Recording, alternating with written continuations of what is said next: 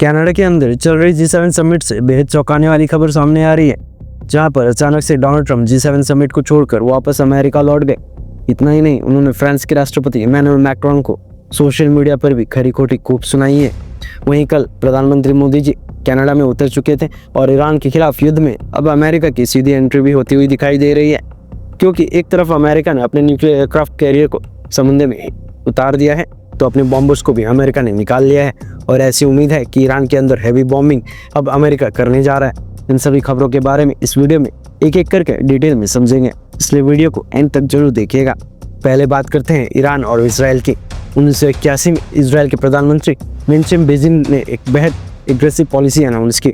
अगर कोई दुश्मन देश न्यूक्लियर प्रोग्राम स्टार्ट करता है तो इसराइल उस पर प्रिमिटिव स्ट्राइक करेगा। इस पॉलिसी के तहत इसराइल ने 1981 में इराक के ओसीरा न्यूक्लियर रिएक्टर को नेस्त नाबूद कर दिया था, जिसका नाम ऑपरेशन ओपेरा रखा गया था। 2007 में सीरिया के न्यूक्लियर रिएक्टर को भी डिस्ट्रॉय किया गया था। इस ऑपरेशन का नाम ऑर्कैड रखा गया था।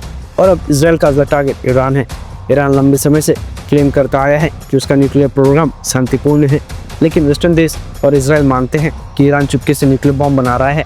फोर्डो, नेतान्स और अराक जैसे अंडरग्राउंड फैसिलिटीज में सेंसिटिव यूरेनियम एनरिचमेंट हो रहा है। 2020 में मोहसेन फखरीज़ैद जैसे न्यूक्लियर साइंटिस्ट की हत्या सीधा संकेत था इसराइल पीछे नहीं हटेगा। और अब हाल ही में ईरान की कई मिलिट्री और न्यूक्लियर साइट्स पर हमले हुए हैं। इसराइल सिर्फ एयर स्ट्राइक्स नहीं कर रहा, बल्कि मोसाद भी ईरान के अंदर न्यूक्लियर साइट्स और मिसाइल स्टोरेज फैसिलिटीज पर ताबड़तोड़ हमले कर रही है। इसराइल की स्ट्रेटजी 3 लेवल्स पर काम करती है। इमीडिएट टारगेट यानी कि डिले एंड डिस्ट्रॉय, ईरान को कम से कम अगले 5 से 10 साल तक न्यूक्लियर हथियार बनाने से रोकना। सीक्रेट ऑपरेशंस और साइबर अटैक से ईरान को प्रोग्राम को पहले ही 2 से 5 साल पीछे धकेल दिया है। प्रेफर्ड आउटकम कंप्लीटिंग डिसमेंटलिंग, यानी कि ईरान का न्यूक्लियर प्रोग्राम पूरी तरह से नष्ट हो चुका है और दोबारा न खड़ा हो सके। Best case scenario regime change, यानी कि ईरान में ऐसा लीडर है जो हार्डलाइन इस्लामिक आइडियोलॉजी को छोड़कर वेस्ट के साथ टाइज बनाए, जैसे सऊदी अरब के मोहम्मद बिन सलमान या यूएई के लीडर्स ने किया है। ईरान पहले ऐसा नहीं था, लेकिन हार्डलाइन इस्लामिक रेजिम के आने के बाद ईरान की हालत सबके सामने है। वहीं इसराइल और अमेरिका से रिपोर्ट्स आ रही हैं कि इसराइल ने हाल ही में ईरानियन एयर स्पेस में एयर सुपीरियरिटी हासिल की है। अमेरिका के साथ मिलकर JBU-57 massive ordnance penetrator bombs के जरिए डीप अंडरग्राउंड फैसिलिटीज को टारगेट करने की तैयारी चल रही है। ट्रंप और इजरायली लीडरशिप के बीच बैकडोर डिप्लोमेसी भी चल रही है। इसका मतलब है फिजिकल अटैक कभी भी अमेरिका कर सकता है। दरअसल इसराइल के द्वारा ईरान के न्यूक्लियर फैसिलिटीज पर जो हमले हो रहे हैं वो सिर्फ अपर लेवल के हैं। ईरान ने अपना मेजर न्यूक्लियर प्रोग्राम जमीन के काफी अंदर छुपा रखा है, जहां हेवी बॉम्बिंग और डीप स्ट्राइक ही नुकसान पहुंचा सकता है। इसलिए अमेरिका के बॉम्बर्स फिट हैं, लेकिन अमेरिका को एश्योरेंस चाहिए कि उनके बिलियंस ऑफ डॉलर्स के बॉम्बर्स को कोई नुकसान न हो। हालांकि स्टेल्थ बॉम्बर्स हैं, फिर भी एश्योरेंस चाहिए। जो अब इसराइल ने दे दिया है कि उन्होंने ईरान की स्पेस पर पूरा कंट्रोल ले लिया है। अमेरिकन प्रेसिडेंट की तरफ से पहले ये ईरान को बोला गया था कि शांति की तरफ बढ़े, अब हमला नहीं होना चाहिए, लेकिन ईरान ने ट्रंप की बात नहीं मानी। उल्टा इसराइल के अंदर अमेरिकन एम्बेसी पर ही हमला कर दिया। वहीं जिस तरीके से G7 समिट को छोड़कर डोनाल्ड ट्रंप वापस गए हैं, ये इशारा करता है कि कुछ बड़ा होने वाला है। और इसका संकेत डोनाल्ड ट्रंप की इस ट्वीट से मिलता है, जहां मैक्रोन ने कहा था कि ट्रंप सीजफायर के लिए गए हैं, लेकिन ट्रंप ने कहा सीजफायर नहीं, अब कुछ बड़ा होने वाला है। इसके बाद अमेरिकन सेना की मूवमेंट देखी जा रही है। क्राफ्ट कैरियर्स आगे बढ़ रहे हैं, बॉम्बर्स की लोकेशंस भी चेंज हो रही हैं। मतलब ईरान के अंदर अमेरिका कभी भी अटैक कर सकता है, जैसे सीरिया इराक में किया था, वैसा ही कुछ ईरान के अंदर भी हो सकता है। यहाँ इसराइल की प्लानिंग ही तारीफ करनी पड़ेगी। इसराइल को अच्छी तरह से पता है कि अगर ईरान की कोई मदद कर सकता है तो वो है रशिया, लेकिन रशिया पिछले कई साल से यूक्रेन के युद्ध में फंसा हुआ है और उसके हथियार लगातार कम पड़ रहे हैं। रशिया को खुद अपने युद्ध के लिए हथियारों की जरूरत है। ऐसे में रशिया अपने एडवांस डिफेंस सिस्टम्स या वेपन्स ईरान को नहीं दे सकता। ईरान ने उम्मीद की थी कि पाकिस्तान उसकी मदद करेगा। इसको लेकर ये बयान भी सामने आया था कि अगर युद्ध बढ़ता है तो पाकिस्तान इसराइल पर न्यूक्लियर हथियार यूज करेगा। लेकिन इसराइल के ईरान के अंदर हमलों को देखकर पाकिस्तान ने पहले ही हाथ खड़े कर दिए हैं। उसने साफ कहा है कि हम किसी वॉर में नहीं उलझेंगे, ना ही ईरान के बिहाफ पर इसराइल पर न्यूक्लियर अटैक करेंगे, बल्कि ईरान से लगने वाली सभी बाउंड्रीज भी पाकिस्तान ने पूरा सील कर दिया है। मतलब पाकिस्तान भी डरा हुआ है कि कहीं इसराइल उस पर अटैक न कर दे। लेकिन चाइना की तरफ से ईरान को शायद मदद दी जा रही है।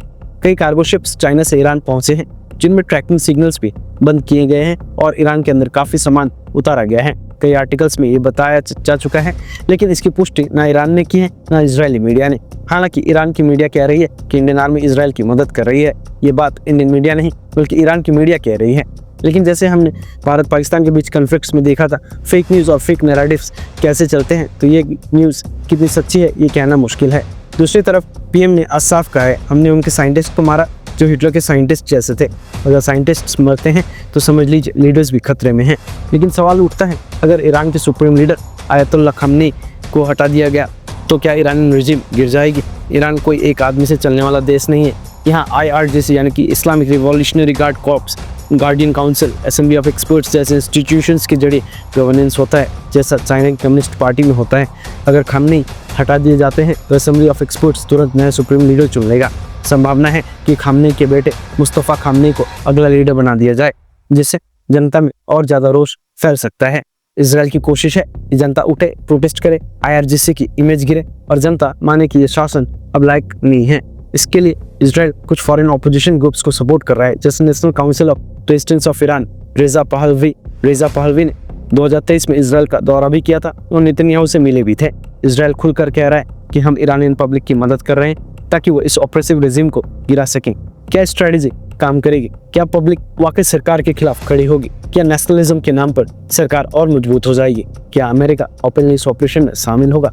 क्योंकि इस ऑपरेशन को सक्सेसफुल बनाने के लिए B-2 स्टेल्थ बॉम्बर्स, GBU-57 जैसे वेपन्स और एयर स्पेस कंट्रोल की जरूरत है, जो अमेरिका के बिना मुमकिन नहीं। क्लियर है कि अभी भी कई सवाल हैं और कई बड़े डेवलपमेंट्स ईरान इजराइल वॉर में देखने को मिल सकता है, और इस युद्ध की वजह से G7 समिट का इंपॉर्टेंस अब और भी कम हो गया है।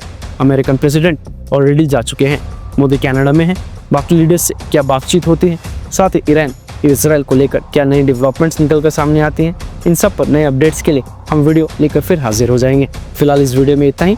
अगर आपको ये इन्फॉर्मेशन और वीडियो पसंद आई हो तो हमें सपोर्ट करने के लिए नीचे दिए गए सब्सक्राइब बटन को प्रेस करें और बेल आइकन को दबाना ना भूलें। फिर मिलेंगे ऐसे ही एक नए वीडियो के साथ, तब तक के लिए जय हिंद, जय भारत।